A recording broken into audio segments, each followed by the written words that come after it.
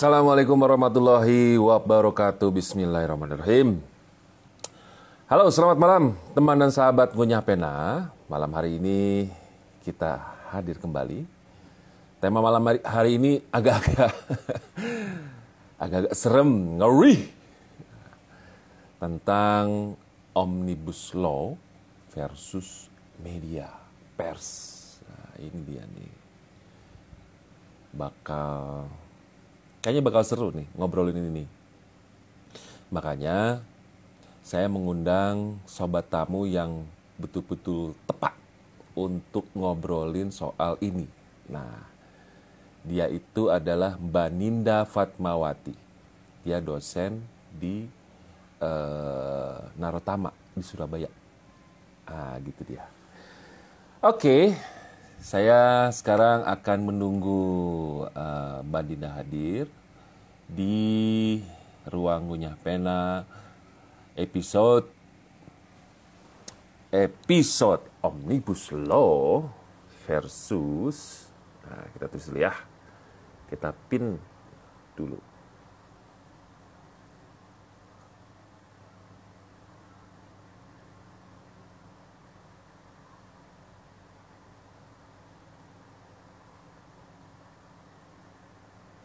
Nah, ini dia. Tang. Hai, Bandin.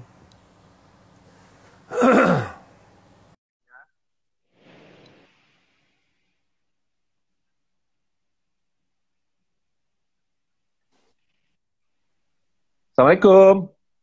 Waalaikumsalam. Hai, Mbak Nin. Hai, apa kabar? Baik, Mbak Nin. Selamat ya, Surabaya dapat 2 penghargaan. Penghargaan apaan?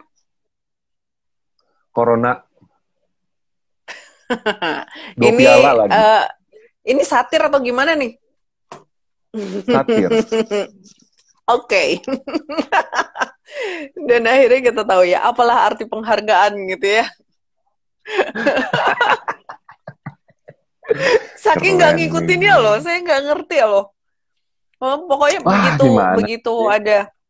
begitu ada informasi, begitu ada berita yang bilang, jadi ada 2 berita nih ya di saat yang sama gitu ya, medianya beda.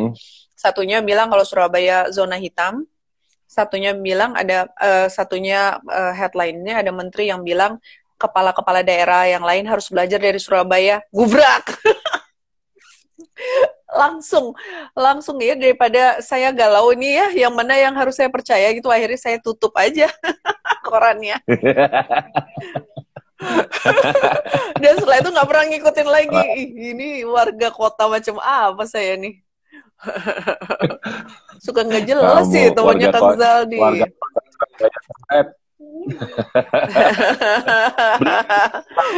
Kalau sudah ada 2 penghargaan yang diterima oleh pemerintah Surabaya, berarti boleh masuk dong.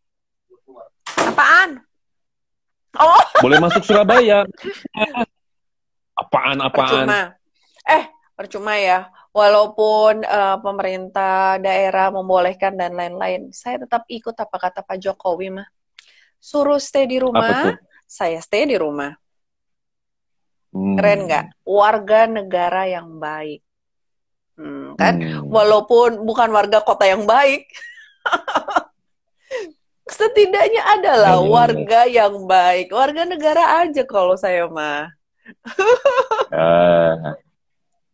Sebentar, saya mau nyapa dulu. Ini motivator luar biasa nih yang masuk malam hari ini, Pak Yasir Utama. Kang Yasir. Woi, sekali-sekali keren. Ini motivator. Oh iya. Beneran. Pak Yasir, saya dimotivasi dong.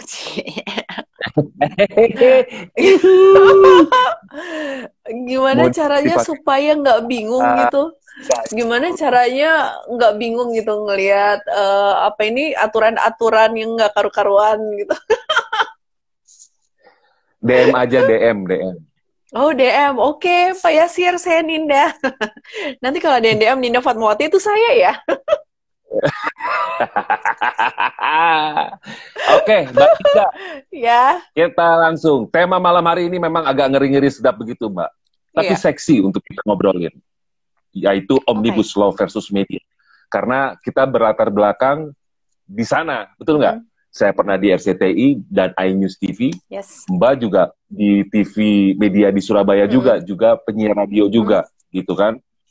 Nah ini, nah kata-kata Omnibus Law ini semua orang udah banyak ngomongin nih, sangat jadi hal-hal yang sangat hot untuk dibicarakan dan didiskusikan oleh banyak orang, terutama para pekerjanya, ya kan? Namanya Undang-Undang Cilaka, Cipta Lapangan Kerja. Kalau di Sunda itu cilaka tuh celaka, artinya celaka.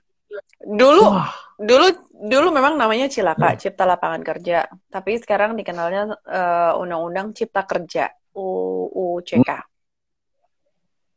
RUUCK. Cipta Kerja. RUUCK. Gitu. Tapi dulu kan dulu Cipta Lapangan Kerja gitu. Cuman terakhir ini nggak tahu kan, karena masih rancangan undang-undang masih mungkin bisa berubah gitu. Cuman banyak yang bilang sekarang itu rancangan undang-undang Cipta Kerja. Gitu. Nah, oke. Sebelum kita masuk ke pembahasan obrolan-obrolan soal Omnibus Law versus media ini, sekarang mau nanya langsung aja. Soal Omnibus Law itu apaan sih sebenarnya sih, Mbak?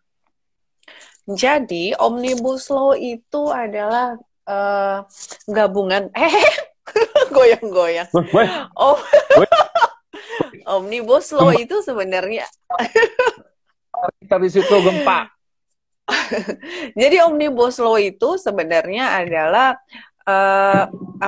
cita-citanya pemerintah begitu ya, untuk mensimplify aturan. Jadi aturan kita yang sebajak itu dikompres jadi satu dalam satu undang-undang yang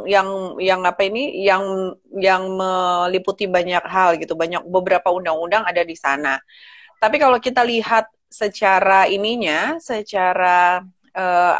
pasal per pasalnya, sebenarnya undang-undang ini itu bertujuan untuk menciptakan lapangan kerja yang seluas-luasnya bagi rakyat Indonesia. Ini kalimatnya ya. Secara merata di seluruh wilayah negara kesatuan Republik Indonesia dalam rangka memenuhi hak atas penghidupan yang layak melalui kemudahan dan perlindungan UMKM dan perkoperasian, peningkatan ekosistem investasi, kemudahan berusaha dan lain-lain gitu. Intinya bahwa di RUU ini sebenarnya fokusnya adalah harusnya ya, kalau berdasar tujuannya itu adalah di tenaga kerja. Begitu. Harusnya di pemerataan lapangan pekerjaan dan peningkatan kesejahteraan tenaga kerja gitu pada dasarnya, karena dia tulisan tujuannya adalah demikian gitu, mulai dari menciptakan lapangan kerja, kesejahteraan sampai dengan kemudahan dan perlindungan UMKM dan perkoperasian gitu ya. Terus juga ada investasi pemerintah pusat dan percepatan proyek strategis nasional, oke lah, apapun namanya. Terus yang jadi masalah gitu ya, memang kalau kita bicara tentang undang-undang ini, memang ada beberapa undang-undang yang dirubah dan dikompres banget di sana, dilakukan perubahan dan ada banyak pasal yang dibuang, digantikan pasal yang baru gitu. Masalahnya adalah di Omnibus Law ini, kalau yang saya lihat itu ya, konsep dan beberapa bahasa yang digunakan itu berbeda gitu dengan kita pada umumnya. Kemudian yang jadi masalah, beberapa seperti contohnya undang-undang tentang perguruan tinggi begitu misalnya ya,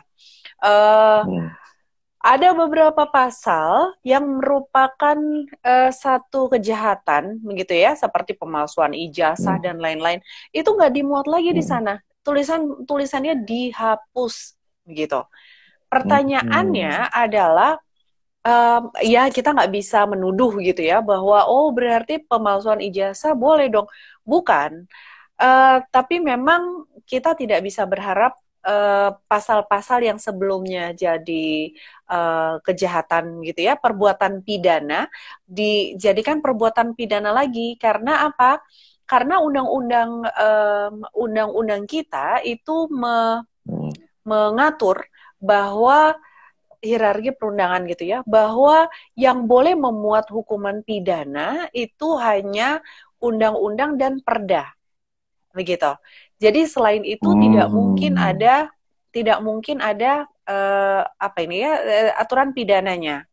Sehingga artinya bahwa untuk beberapa perbuatan yang dulu merupakan perbuatan pidana, artinya yang ada ancaman pidananya, kemudian akhirnya dihilangkan, begitu ya, kita bisa bilang bahwa tidak akan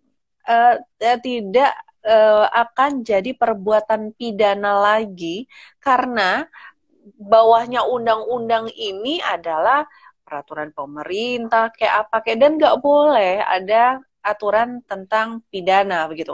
Tidak boleh ada sanksi pidana. Yang boleh ada sanksi pidana tadi saya bilang cuman itu aja gitu. Sehingga itu kalau dari undang-undang perguruan tinggi yang membuat yang membuat Civitas Akademia itu panik, itu adalah salah satunya begitu.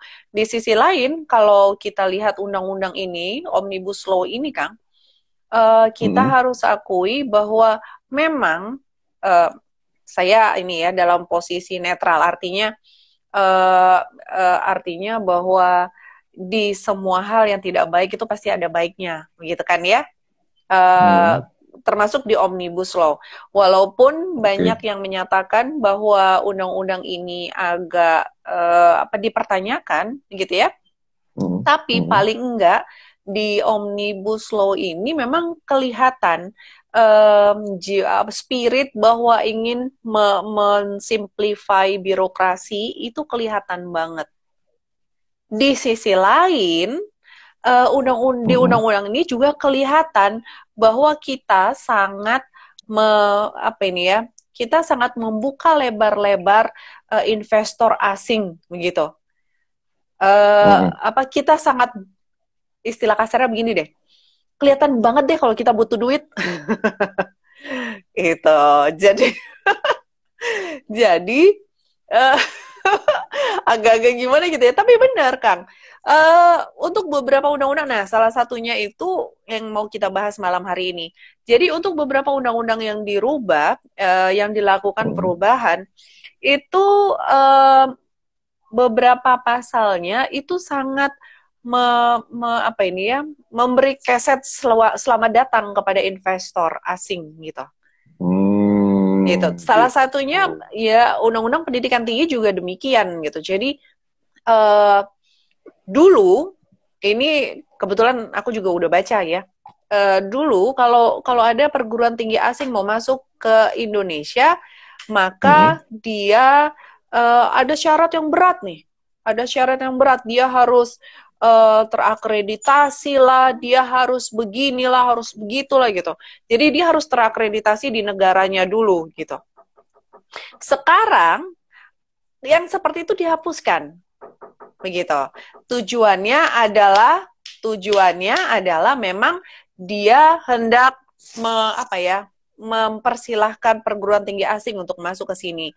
Tapi kan sebenarnya ada tujuan khusus kenapa kita dulu memberi syarat yang agak berat untuk perguruan tinggi asing masuk ke Indonesia kan. Salah satunya adalah perguruan tinggi asing yang harus sudah terakreditasi di negaranya, begitu.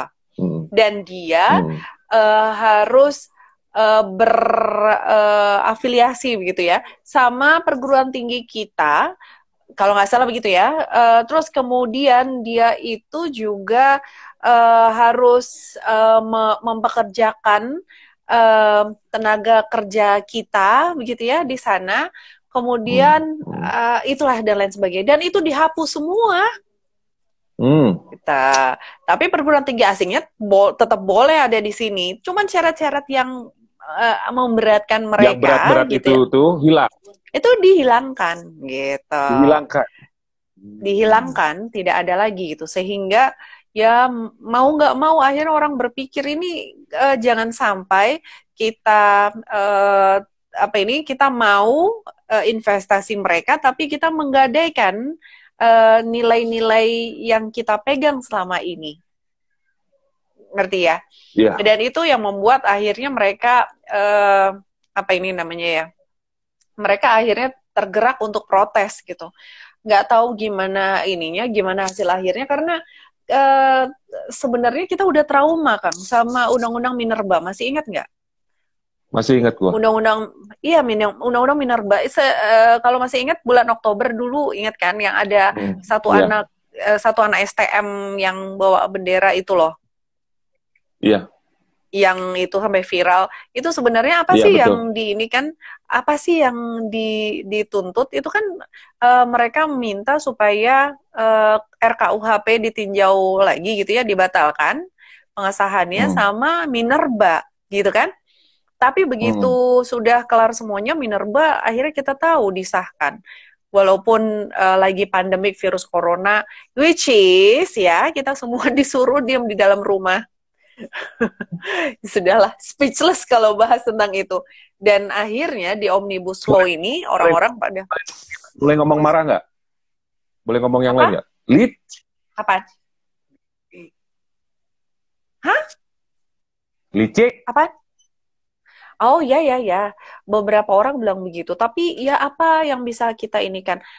Padahal sebenarnya kalau kita lihat secara aturannya begitu ya, sebenarnya sebuah undang-undang begitu ya, itu harus ada beberapa tahapan uh, yang harus dijalankan gitu ya sebelum sebuah rancangan ini menjadi undang-undang gitu. Ada tahap perencanaan, penyusunan, pembahasan, pengesahan, kemudian pengundangan, baru penyebarluasan. Terus peraturan presiden tahun 2014 gitu ya, nomor 87, dia menyatakan bahwa tahap penyebarluasan itu sebenarnya harus sudah dilaksanakan sejak penyusunan prolegnas.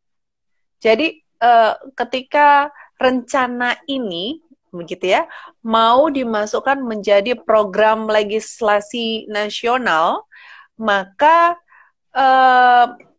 apa ini si DPR dan pemerintah ini harus sudah menyebarluaskan konsepnya. Tapi kita lihat di Undang-Undang Omnibus Law dan beberapa undang-undang lainnya sepertinya RKUHP juga begitu. Kita itu relatif susah mendapatkan naskahnya, draftnya tuh kita agak susah. Jadi sekalinya ada draft yang keluar, terus dibahas gitu ya rame-rame, selalu yang seingat saya begitu ya, selalu ada yang menyatakan bahwa bukan, itu hoax, itu nggak benar gitu. Jadi sebenarnya yang saya baca ini pun itu adalah naskah yang saya dapat dari teman-teman. Sehingga mungkin saja yang saya pegang ini adalah yang beliau-beliau katakan ini nggak benar gitu, ini naskah palsu dan lain sebagainya. Cuman karena ini yang beredar di kalangan kami apa ini ya Civitas Akademika, jadinya ya sudah ya. Jadinya ya sudahlah, ini yang kita bahas. Terus sebentar sebelum kita masuk ke pembahasan ya lanjutannya, saya mau mengingatkan teman-teman yang teman sahabat punya pena yang ingin bertanya mengenai tema yang sedang kami bahas ini, silahkan loh, silahkan bertanya, silahkan tulis di kolom komen atau di kotak yang ada gambar tanda tanya, bisa ditulis itu pertanyaannya, nanti kita bacain. Oke, lanjut Mbak. Yang tadi udah selesai belum ya? Udah. Masih lanjut kan? Udah, oke. Sekarang gini. Jenis peraturan tersebut dikenal dalam sistem peraturan perundang-undangan Indonesia. Apa itu? Terus apa manfaatnya? Yang Omnibus Law. Oh, Omnibus Law. Ini tuh sebenarnya apa ya, undang-undang yang ada di Anglo-Saxon. Jadi negara-negara yang bukan civil law. Terus undang-undang itu jadi gini, kalau di bedanya negara civil law system sama common law itu kalau di civil law itu ada apa ini ya? Kita tuh bergerak berdasarkan Civil law aturan tuh yang sudah undang-undang sipil. Civil law bukan, sistem hukum. Sistem hukum. Jadi Kan gua bukan orang hukum, makanya nanya. Iya lupa. Jadi gini bedanya, Kang. Kalau kita itu bergerak berdasarkan aturan, gitu ya. Jadi negara-negara civil law memang terkenal punya aturan yang sebajak gitu. Untuk apa? Ya karena kita jalan berdasarkan aturan yang sudah ada gitu. Tapi kalau di common law itu mereka membuat aturan berjalannya waktu gitu. Jadi mereka hanya memberi koridor. Kemudian nanti perjalanan waktu ketika ada satu pelanggaran atau kejahatan gitu, hakim tuh akan memutuskan ini ya, vonis gitu ya. Nah, vonis ini yang dipegang untuk kasus-kasus berikutnya. Gitu. Dan di sana undang-undang seperti ini memang ada karena mereka kan bergerak berdasarkan gitu. Jadi aturan itu seminimal mungkin gitu karena undang-undang atau aturan lainnya itu adalah lahir berdasarkan atau seiring berkembangnya waktu gitu. Silakan dimakan dulu dan minum. Silakan. Dasar nggak berubah ya. Aduh. Terus. Pembahasan kita udah berat. Gua harus ngemil, Mbak. Untuk Iya. Untuk meneruskan supaya padahal gini ya. Jadi dengan makan itu pembahasannya jadi terlihat tidak berat, badannya makin berat. Biarin aja badan berat. Yang penting bahasan gue jadi agak ringan. boleh. Halo Bu dosen. Ya. Siapa ini? Zuhdi. Oh, Zuhdi. Ya. Siapa? Ya. Dia ini mahasiswa yang lagi skripsi ya. Zuhdi lagi skripsi kalau nggak salah. Mau skripsi. Itu. Semangat. Nah, kalau ini Kang, aku kenalin nih, Pak Jamie Peters ini. Ya. Ini adalah dosen di Unpati, Ambon, Patimura. Oh. Gitu. Selamat malam Bapak Jamie. Ya, beliau ini ahlinya hukum administrasi kalau nggak salah. Teman macam apa sih saya ini? Pak, dia lupa Pak, Ninda lupa Pak sama profesi Bapak dosen apa Pak? Tinggal WA. Kebetulan beliau sahabat saya soalnya. Terus ini Sahira Nisa. Kapan-kapan kok bisa juga undang Pak Jamie kali ya? Boleh. Ya nggak? Penelitian beliau itu tentang batas, kalau nggak salah ya, tentang negara perbatasan negara. Kalau nggak salah begitu ya? Bagus. Keren tuh. Beliau keren ya, tuh. Beliau ini staf ahli di pemerintah Provinsi Maluku ya, kalau nggak salah, dan beberapa daerah lainnya. Jadi beliau suka ke pusat justru untuk mewakili Maluku. Keren. Pak Jamie, kalau berkenan nanti saya undang Bapak ke acara ngunyah pena saya ya. Seperti Mbak Ninda ini, orang-orang hebat harus hadir di sini biar keren acara gua. Iya. Zuhdi. Bu, saya kangen diajar sama Ibu Dinda. Alah. Bonus. Aduh, terus. Oke, kita berlanjut. Nah, kembali ke tema kita, Omnibus Law versus media. Ini juga menghambat para teman-teman kita yang bekerja di media saat ini, karena dengan diberlakukannya Omnibus Law itu bisa jadi bisa jadi memicu PHK massal. Nah, itu gimana tuh, Bu? PHK massal itu ranahnya bukan di pers. Mungkin nggak sih? Jadi gini. Mungkin Jadi gini nih, kita harus tahu dulu, belajar dulu tentang posisi jurnalis begitu ya, dari tahun ke tahun, dari undang-undang ke undang-undang. Agak lama nih. Kita biarin, flashback sengaja lagi. gue pancing kan, akhirnya kan kamu. Gue cuma flashback doang. Iya.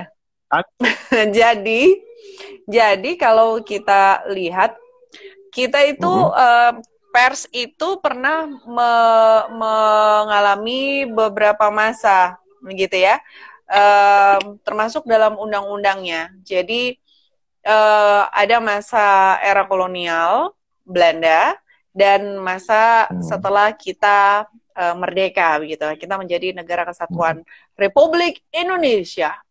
Terus kalau di zaman itu, zaman awal-awal dulu, kita itu, jadi gini Kang, teori dalam pers gitu ya, teori tentang pers itu ada 4 teori.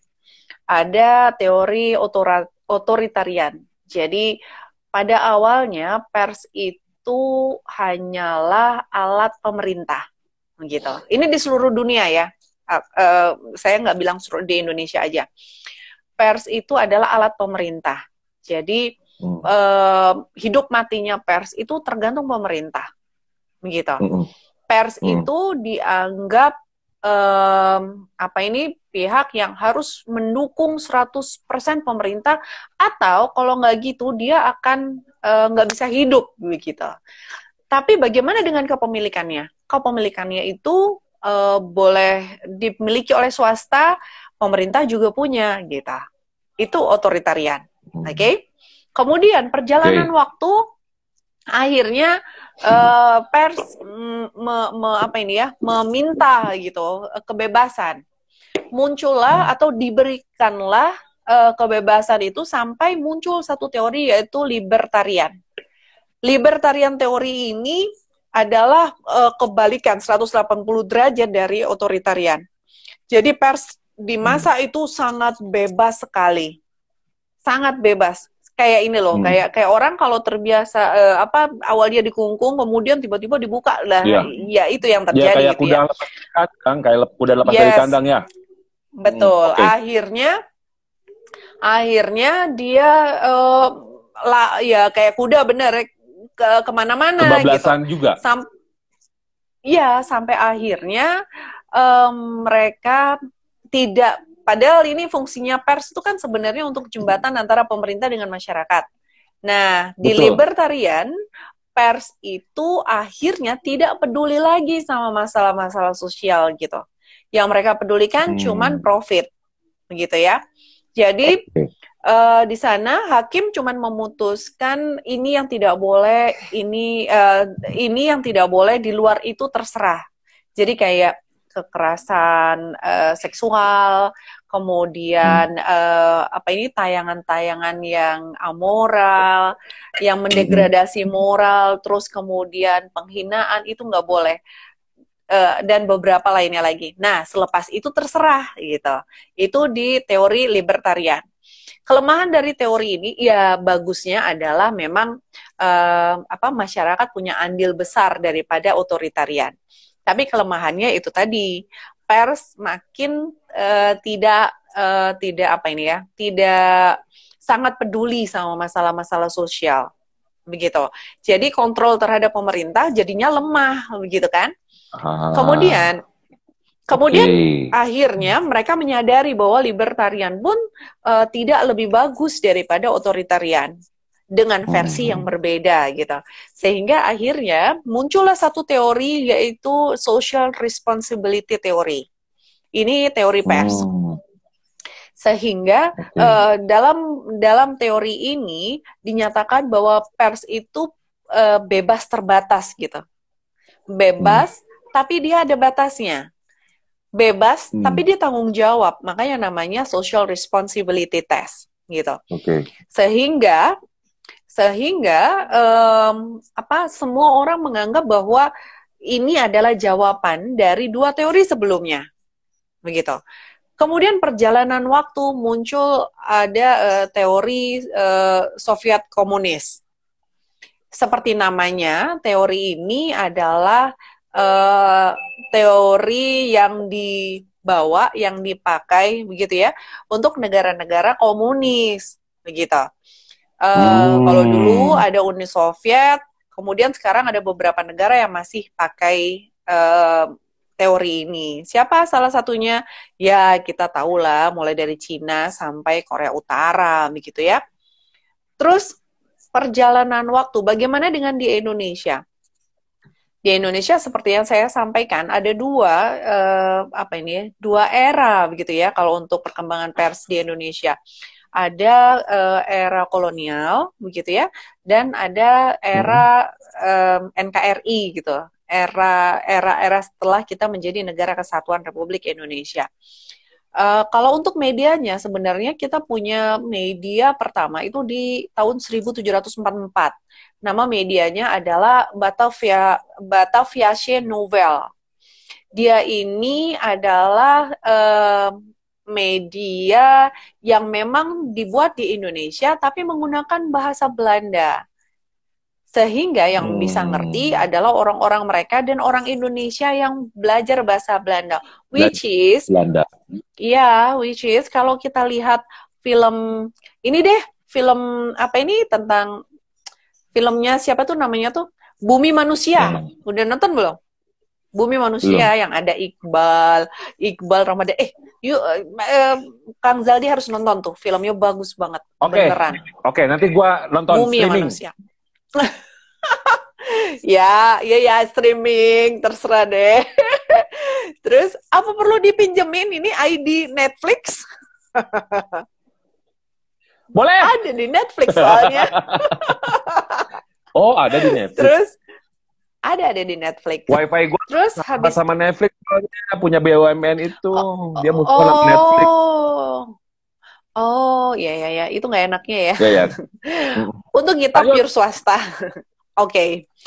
Terus perjalanan waktu Presiden Soeharto, mantan presiden kita di tahun 78 itu pernah menyampaikan pidato begitu ya, bahwa antara pers dengan pemerintah itu pers dengan pemerintah itu adalah partner begitu ya, sehingga akhirnya pada sidang pleno Dewan Pers di tahun 84 muncullah satu nama, yaitu kita nggak ikut pers otoritarian, kita nggak ikut libertarian, kita nggak ikut social responsibility, apalagi Soviet komunis.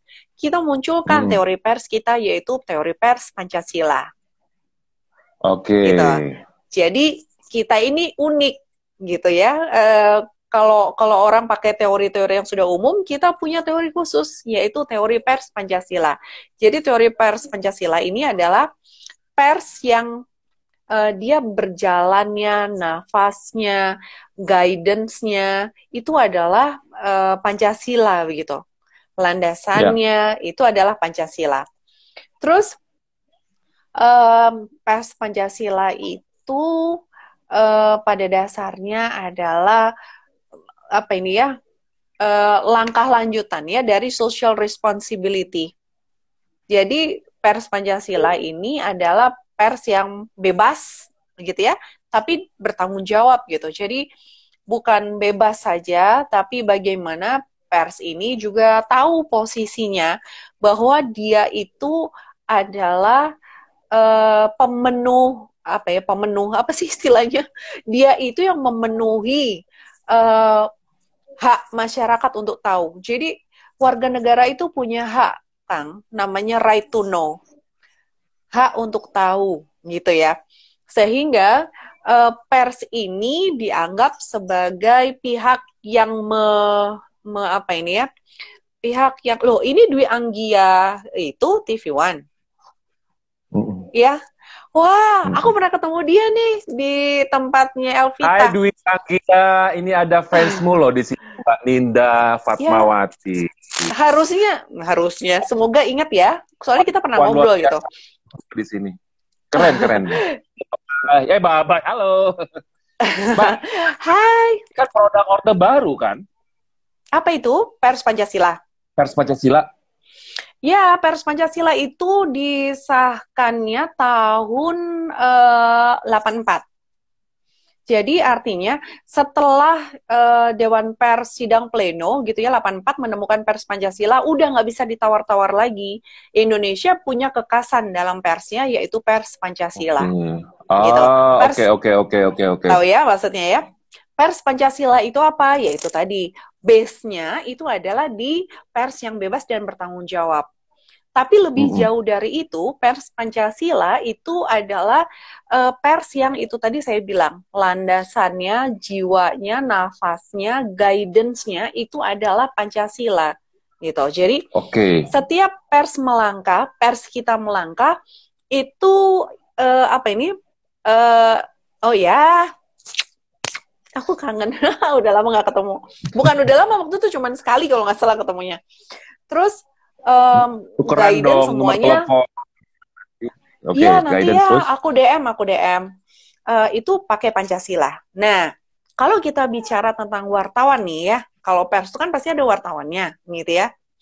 Wartawan pun demikian. Jadi jurnalis kalau di Indonesia itu pernah mengalami beberapa masa. Yang pertama pada saat Undang-Undang Nomor 11 Tahun 66 tentang ketentuan pokok pers. Itu dinyatakan bahwa wartawan itu wartawan itu adalah karyawan, begitu. Jadi wartawan itu dianggap sebagai bagian atau karyawan lah ya dari sebuah perusahaan pers, sehingga wartawan itu hanya meliput wartawan itu hanya meliput apa yang perusahaan pers ya tahu kan kayak karyawan gitu loh. Jadi ini ya tahu kan. Kalau Kang Zaldi mah udah lewat itu sampai dengan undang-undang pers kita yang terakhir ini Undang-Undang 40 tahun 99. Jadi sebelum tahun 99 selama masih ada ketentuan pokok pers, wartawan tuh dianggap sebagai karyawan begitu ya. Kemudian pers pada masa itu memang sudah boleh muncul, tapi pers itu masih dikendalikan, gitu. Artinya apa? Misalnya nih, kayak masih ingat pasti di benak kita bahwa bagi pers yang beritanya agak-agak agak-agak serem-serem gimana, gitu ya. Biasanya cara mengendalikannya adalah melalui surat izin terbit yang tidak diterbitkan gitu. Gitu. Masih ingat kan? Atau surat izin usaha penerbitan tapi nggak terbit suratnya gitu ya. itu cara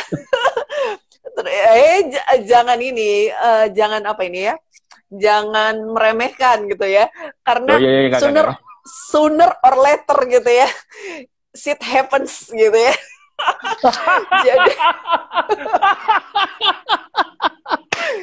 Jadi keren lo. Baru yang bilang shit happen di ruang gua lo. Bener kan, cepat atau lambat itu pasti ada gitu loh. Itu tuh manusiawi banget. Terus sampai dengan di Undang-Undang Nomor 40 tahun 99 Kang. Undang-Undang Nomor 40 tahun 99 yang sekarang ini dipegang ini adalah undang-undang hasil dari hasil dari reformasi. Benar ya, reformasi istilahnya ya. Hasil dari reformasi. Waktu itu dapat undang-undang ini adalah pas B.J. Habibie. Kita tahu Pak Habibie itu kan benar-benar modern banget gitu loh cara berpikirnya, sehingga setelah Undang-Undang 4099 ini keluar, akhirnya posisi wartawan pun berubah.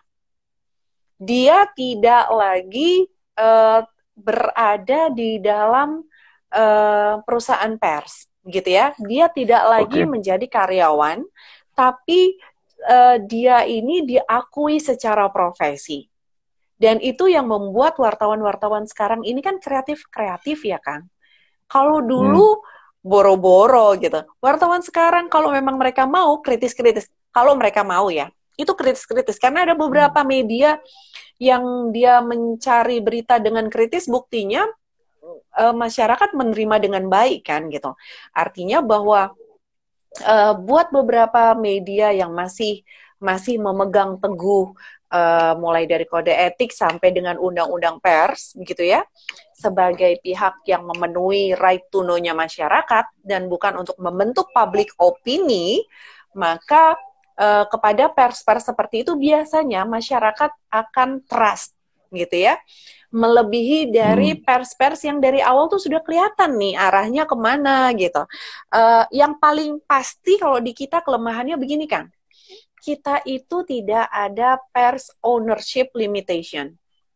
Jadi ini kalau seandainya ada Dewan Pers dengerin kita nih ya, saya sih berharap sebenarnya kita punya pasal untuk media ownership limitation. Misalnya, kalau nggak salah saya pernah baca di Australia itu nggak boleh Kang, ketua partai, maaf ya, ketua partai punya media tuh nggak boleh. Nggak apa-apa kok, gue udah di luar sistem, ngomongin aja. Oh iya, aman ya. Nggak boleh. Aman. Jadi nggak boleh ya. Di Australia itu nggak boleh. Partai memiliki sebuah media, nggak boleh. Seingat saya Australia, saya pernah baca. Jadi beberapa negara, terutama negara-negara yang sudah maju gitu ya. Kita coba yang maju aja soal itu, pengusulan itu. Berita maju, usulkan soal itu. Pengen. Saya sudah, kalau nggak salah saya pernah nulis tentang itu, media ownership limitation. Karena gimana pun juga pers itu harus bersih kan dari dari tekanan, dari apa yang namanya wartawan. Seperti saya bilang, wartawan itu adalah profesi kan. Tahu kan artinya profesi? Profesi itu adalah sesuatu yang melekat gitu ya, pekerjaan yang kita banget gitu, yang melekat di badan kita bukan cuma sampai jam 5 sore. Profesi itu adalah pekerjaan yang udah nempel ke kita kalau perlu sampai 24 jam. Makanya saya suka nanya, batasan wartawan itu dari jam berapa sampai jam berapa sih? Dan nggak pernah ada jawabannya. Karena apa? Karena wartawan itu atau jurnalis itu adalah profesi. Begitu. Di Surabaya itu ada radio, mungkin di Jakarta juga kayak El Sinta gitu kali ya. Surabaya itu ada radio yang heboh banget Kang, namanya Suara Surabaya. Suara Surabaya. Gue pernah dengar. Bagus kan? Gitu ya. Bagus itu. Model kayak El Sinta juga sih, mirip-mirip. Iya, kayak El Sinta. Jadi di Suara Surabaya itu saking dia sangat berpengaruhnya ya. Penyiar itu dia bisa reportase di manapun yang menurut dia harus direportasein gitu. Ngerti maksudnya? Jadi misalnya ngerti. Ada penyiar yang tiba-tiba dia tuh celaka gitu gara-gara galian tanahnya nggak rata gitu, galian yang nggak kelar dan nggak dikasih tanda apa-apa. Dia bisa reportase saat itu juga, dan kemudian besoknya itu di cross check kepada dinas-dinas terkait dan akhirnya dibersihkan, diratakan dan diberi tanda gitu ya bahwa orang nggak boleh lewat situ lagi gitu. Artinya cepat reaksinya dari dinas-dinas tuh cepat gitu. Dan itu sebenarnya membuktikan bahwa jurnalis itu tidak punya jam. Sehingga memang bukan jam tangan ya, bukan jam tangan. Seperti itu. Ya, karena jurnalis itu adalah profesi, Kang. Makanya kalau ada yang bilang, loh tapi kan jurnalis itu harus nulis di media, kenapa dia bukan karyawan? Bukan, kita mengenal ada yang namanya jurnalis independen. Sampai ada organisasinya kan.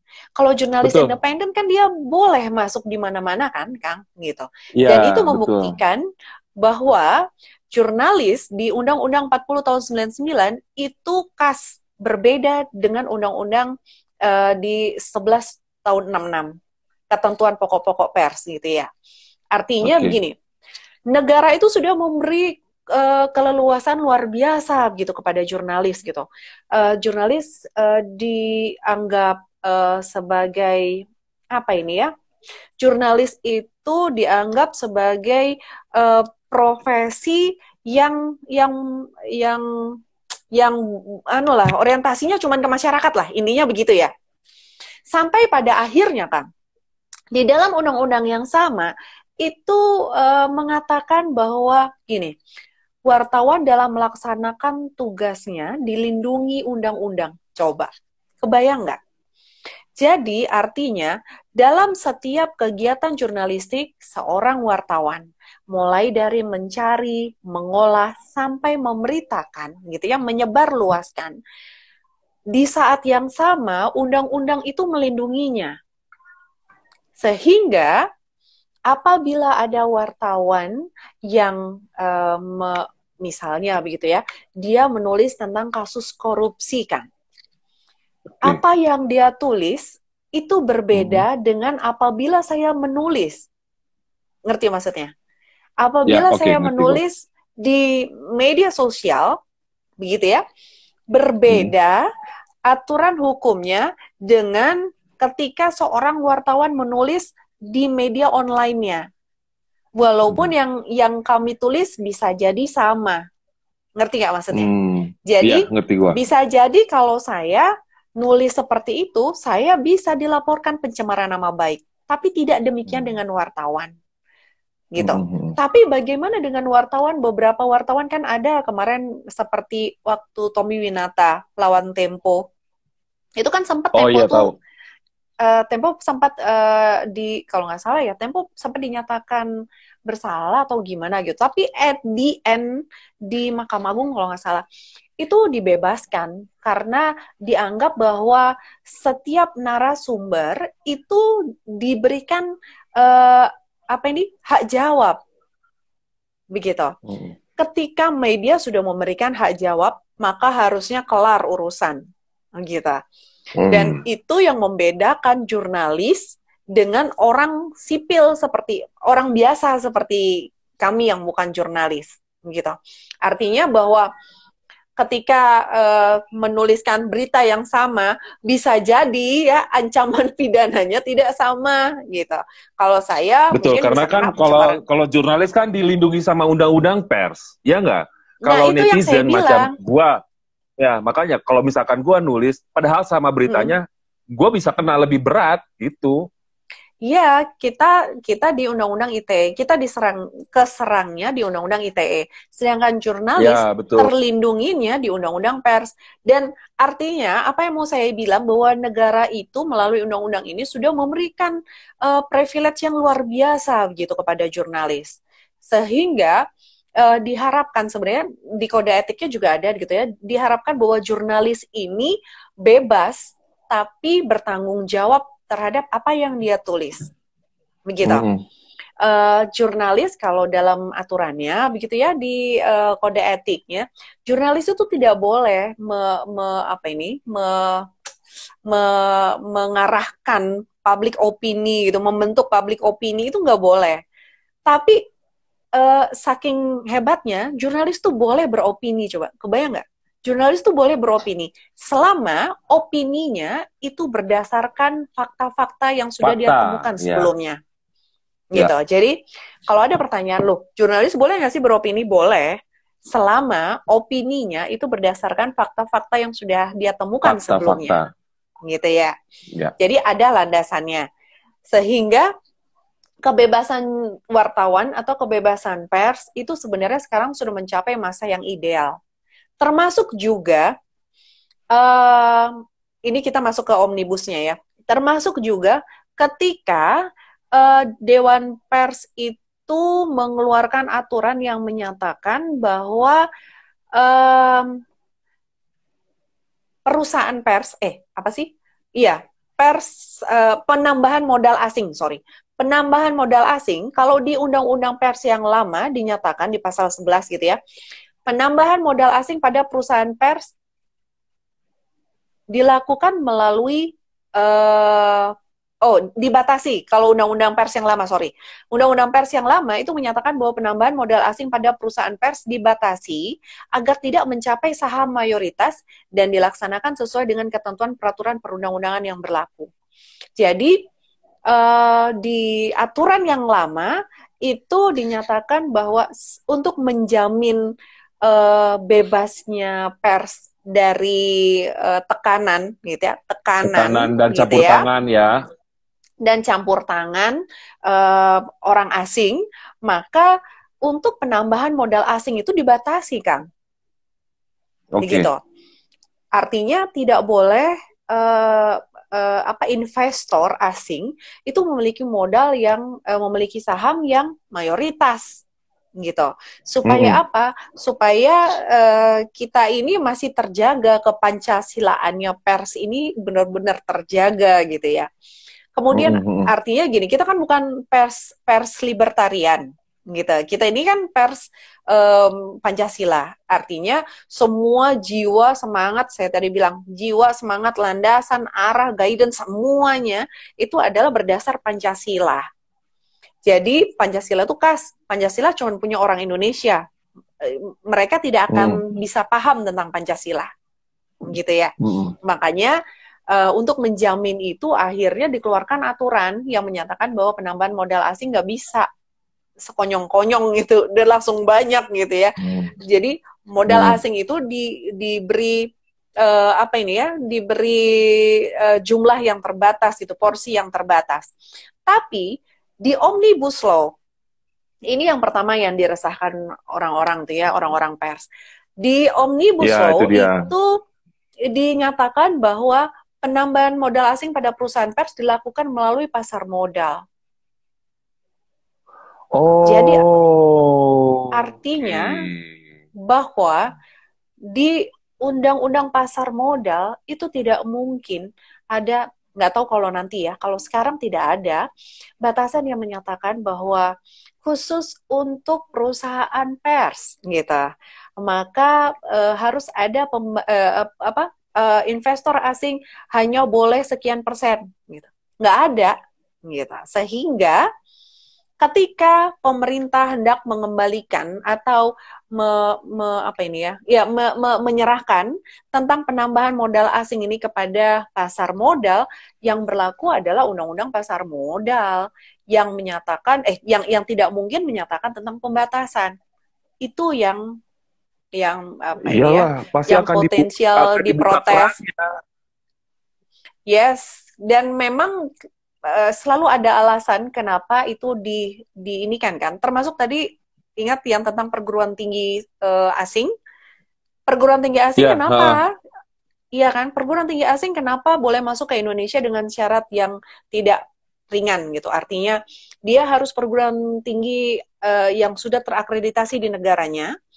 Terus yang kedua dia harus menggunakan banyak tenaga kerja Indonesia gitu ya, termasuk juga tenaga pengajar dan lain sebagainya gitu. Supaya apa? Supaya ketika dia ke sini dia tidak mengajarkan di luar apa yang sudah ditetapkan oleh pemerintah. Gitu. Lebih jauh lagi supaya nasionalisme, jiwa Pancasila dan lain-lain itu terjaga gitu. Kurang lebihnya begitu, Kang. Tapi ketika ngerti kan maksudnya ya. Jadi perguruan tinggi asing boleh masuk ke sini, boleh. Salah satunya untuk menciptakan lapangan kerja. Nah, yang undang-undang lama kalau dibilang untuk menciptakan lapangan kerja, kemudian kita percaya karena memang syaratnya begitu gitu.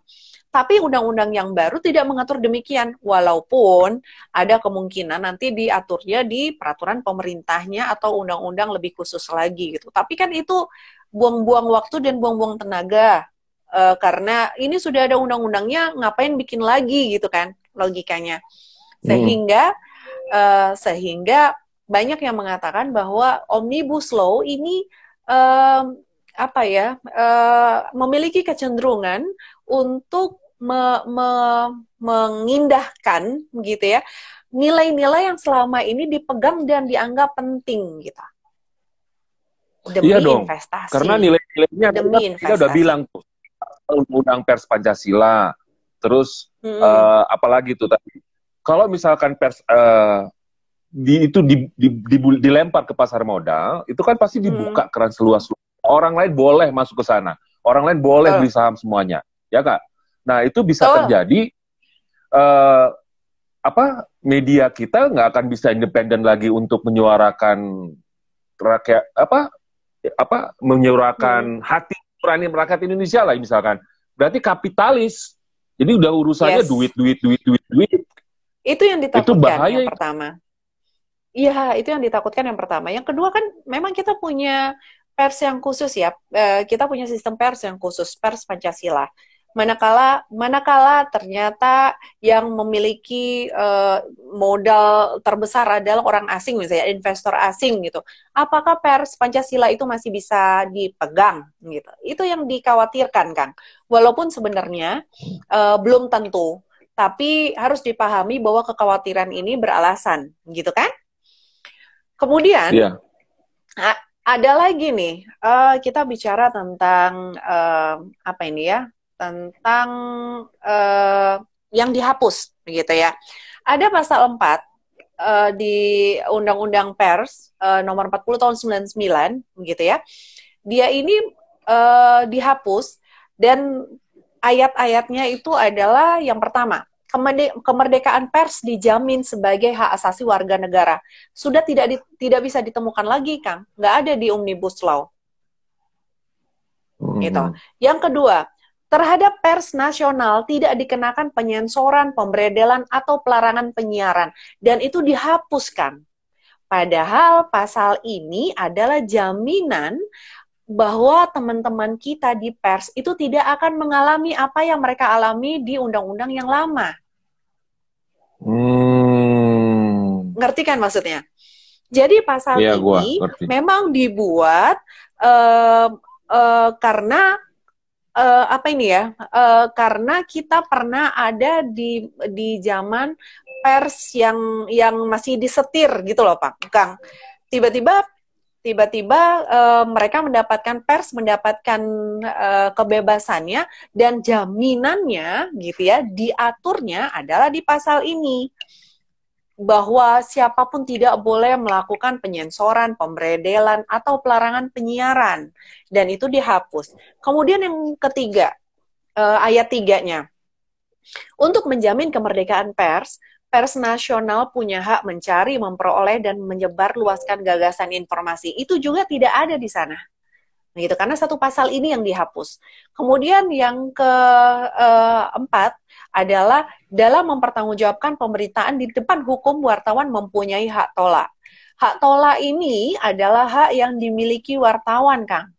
Jadi Kang Zaldi dulu zaman jadi wartawan, atau sekarang lah kita lihat ya, beberapa media, dia itu kalau apa ini ya, kalau memberitakan sesuatu yang sangat penting, itu biasanya dia menggunakan nama sumber ini sebagai nama samaran, gitu kan?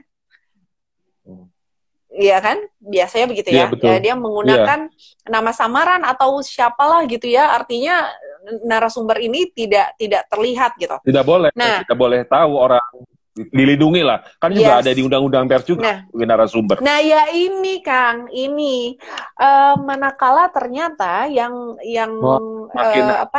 terjadi ternyata dipaksa. Ternyata wartawan itu dipaksa untuk membuka identitas, maka wartawan punya hak tolak. Jadi hak tolak ini adalah haknya wartawan untuk menolak memberitahu siapa narasumbernya dan lain sebagainya, begitu, yang berhubungan dengan pemberitaan mereka. Gitu. Nah, hak tolak ini dihapuskan di Omnibus Law.